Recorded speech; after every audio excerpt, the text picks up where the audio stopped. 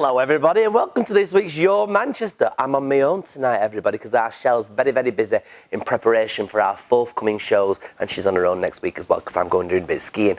Thanks for watching and make sure you click on the little subscribe button and the little dingle dongle bell just there. And welcome to today's episode of Your Manchester.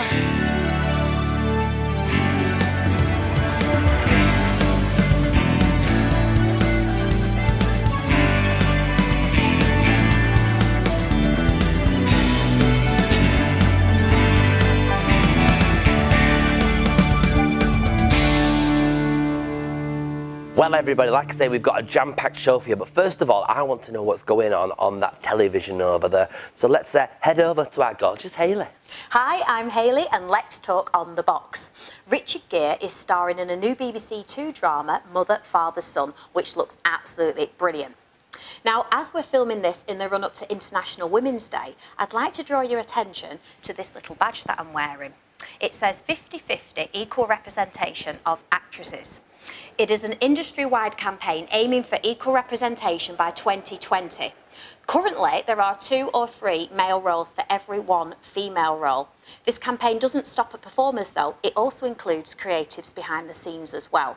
Now, female writers are also pushing for equality and I'm pleased to say that Fleabag and Derry Girls, both written by women, are back on your screens, with Killing Eve returning in April. Now, the latest figures actually showed only 14% of primetime dramas have been written by women. The drama Gentleman Jack, also written by a female, is due to air soon, about Anne Lister. Now, on that note, it's important to mention that a new plaque was unveiled in York after the first plaque was accused of erasing her sexuality. More than 2,500 people signed the petition to complain, and the new plaque is very lovely indeed. There will also be a new Channel 4 drama called Adult Material, starring Sheridan Smith, who plays a leading British porn star.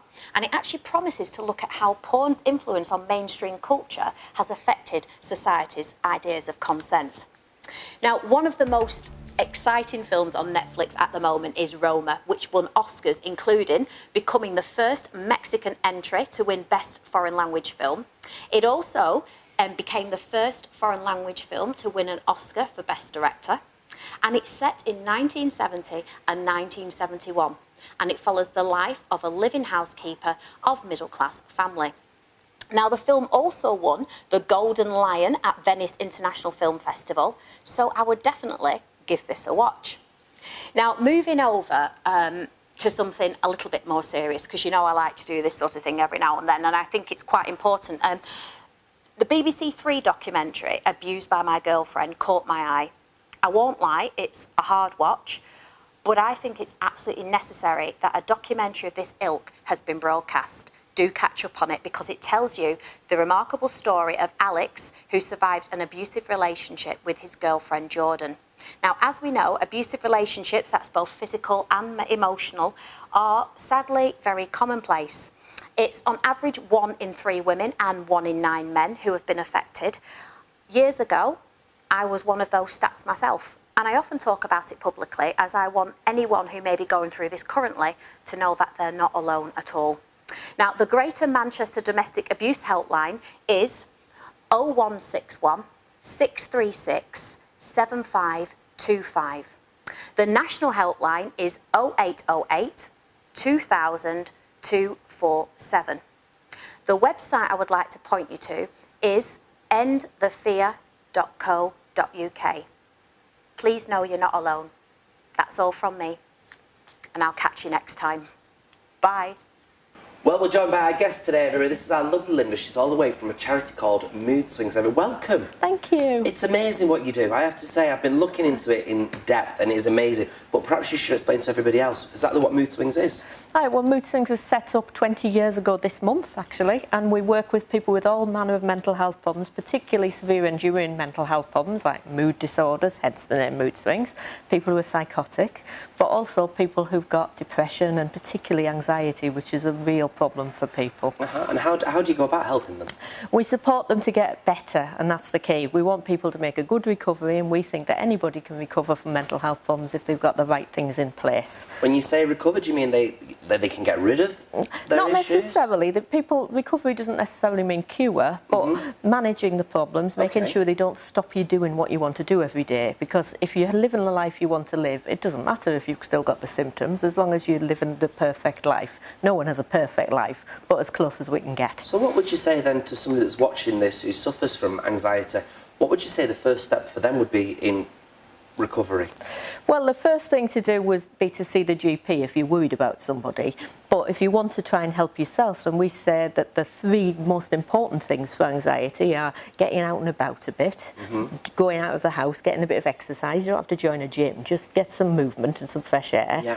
Get your sleep sorted out, and we run sleep courses because that's a big part of anxiety, making sure you get the right amount of sleep. Is that important, is It really is, because that can have a knock-on effect. Anxious people don't sleep very well. If you think about it, anxiety is fear, and when you're frightened and you think that you're under threat, you don't sleep very well, do you? Wow. So if we can sort out people's sleep, we can reverse a bit that anxiety.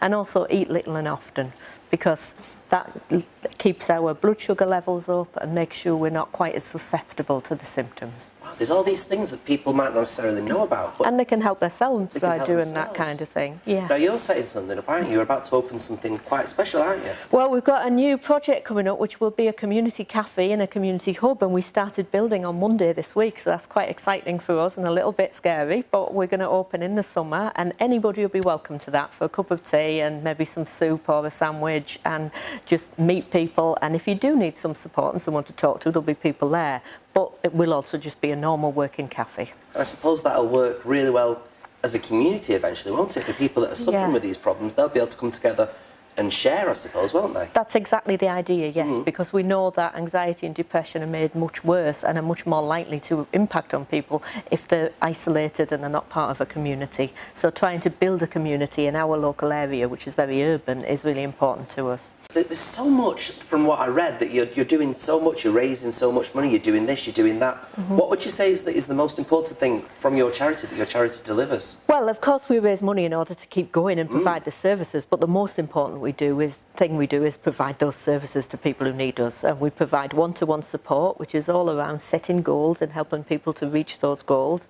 We have groups and things like singing and drama, confidence building things. That's amazing. And we run courses on things like sleeping better, anxiety management, self-confidence and self-esteem, anything that helps people to get well, feel well and get a good work-life balance. So would you say that in this day and age that a lot more people are talking these days about anxiety and depression? I think so, yeah. I mean, we're certainly led to believe that that's the case because we've got campaigns like Time for Change and Time to Talk, and the Royal Family and some celebrities are talking about it a bit more. So I hope that has an impact and people feel more able to talk about it, yeah. And why do you think people didn't talk about it a while back? Well, there's a lot of stigma around it, and that doesn't affect me because obviously I look at things from a different angle. I talk about mental health all the time, so it's no different for me to say I feel I'm coming down with a bit of a cold or to say actually I feel a bit anxious today. To me, I can see no difference. But other people struggle sometimes to talk to the people around them and even the people closest to them.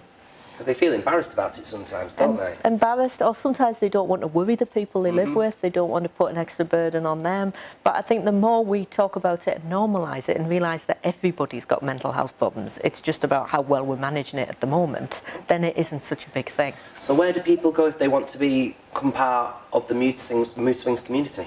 Well, they can phone our helpline, which is open from 10 till 4 every weekday. And that's 0161 832 3736. Or they can get in touch by email, which some people prefer because it's a bit more anonymous. And that's info@moodswings.org.uk.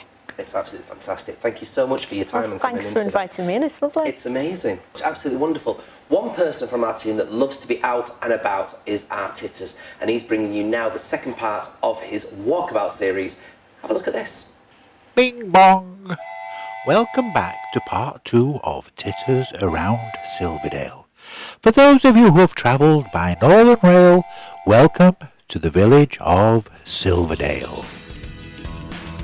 On leaving the station, you walk along Slackwood Lane past the golf course before you arrive at Leighton Moss Visitors Centre. You can get in, £8 for an adult and £4 for kids, but if you've travelled by public transport, you can get in for half price. Preferred tables are available on sale from the visitor centre for an extortionate price.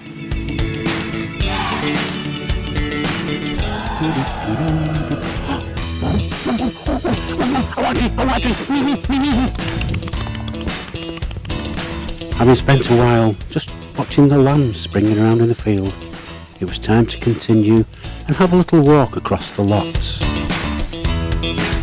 The lots are on the shoreline, looking out over the bay. The pathway continues into Bank House Farm.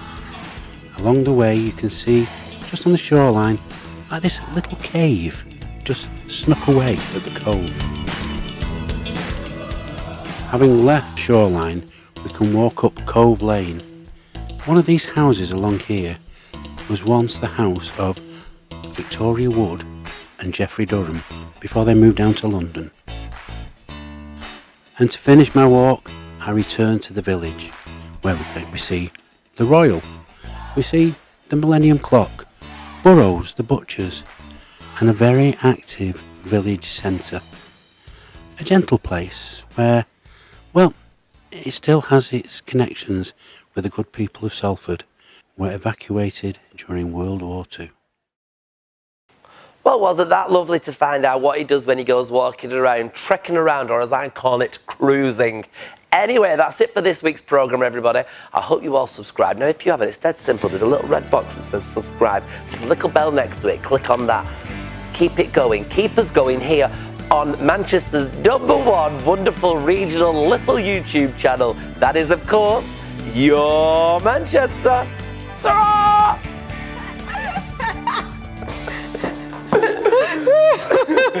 Oh. What a bloody hell!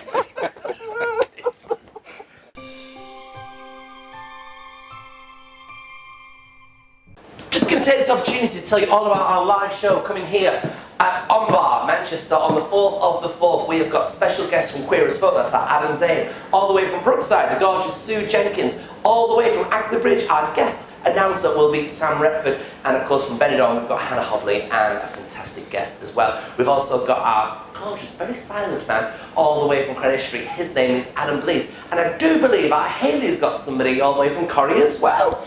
I have Dolly Rose Campbell, aka Gemma. More guests will be announced as we get nearer to the time, and make sure you follow all the details about this fantastic one-night live spectacular only on Your Manchester.